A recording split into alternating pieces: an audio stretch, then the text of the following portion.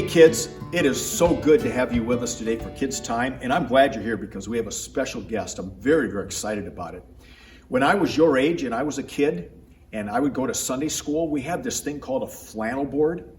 Now, a flannel board was a piece of cardboard and it was covered by flannel, some kind of material, and they had these little cutout characters. They were all colorful, and you would put them on the flannel board and they would stick, and you could move them around and tell Bible stories. And my favorite flannel board Bible story was the story of Samson from the Bible. And he is with us today. He's been sheltered in place just like all of us, but he came on over. He's been safe, only in his car, and now he's here. And would you please welcome from the Old Testament, Samson. Let's give him a round of applause.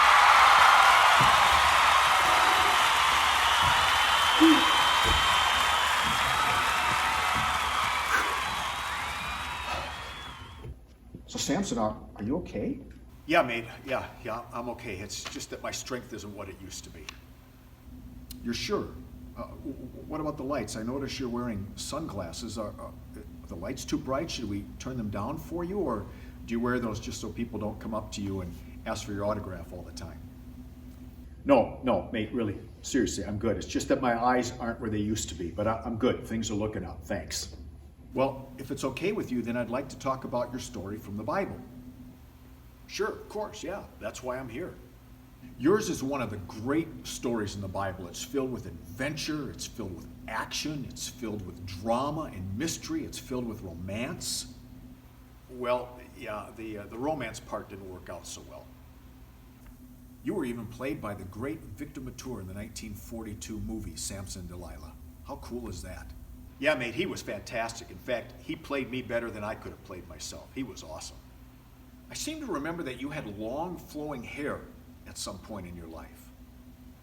Yeah, well, my girlfriend didn't like my hair all that much, and when I was sound asleep, and I'm a really sound sleeper, she took out some hair clippers and she cut all my hair off. It was the buzz cut heard all around the world, the most famous haircut in history. But look, you can see it's starting to come back. It's coming there. It's going to take a while, but it's starting to come back. I'm going to be okay. Thanks. If you say so. So you're kind of the Superman of the Old Testament. Well, I like to think of myself more like the Hulk than Superman. You know, the Hulk got his energy when he would see something that was wrong and he needed to fix it, or he'd get angry, and that's when he got strong. And that's kind of the same for me. If I saw something that wasn't right, that's when my strength would come. But to be honest, I had an anger problem back then when I was younger, and so I got mad a lot, and then that came out in my strength. Can you give us a few examples of just how strong you were? Well, one time, I defeated a lion with my bare hands. And I mean with just my two hands. I don't have bare hands as in an animal's hands. I have these hands, and I defeated a lion.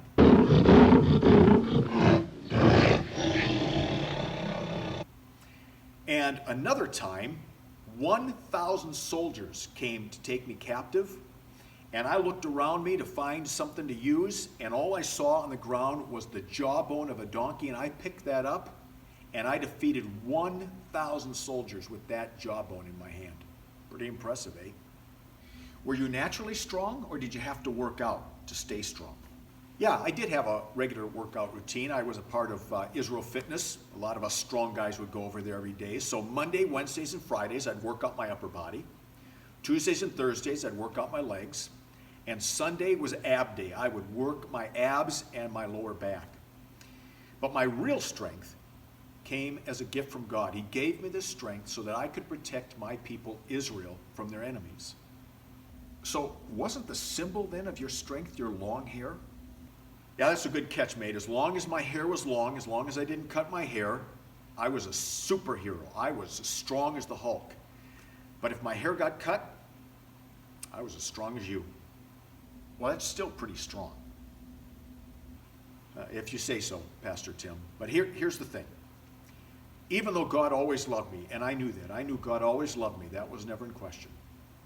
I didn't always love God the way that I should. I didn't always use the gifts that God had given to me. I didn't always use my strength to serve God the way that God wanted me to. And I made some choices that weren't very healthy for me or very helpful, and I got myself into trouble. When Delilah cut all my hair off, it made me weak, and my enemies were able to capture me and throw me into prison.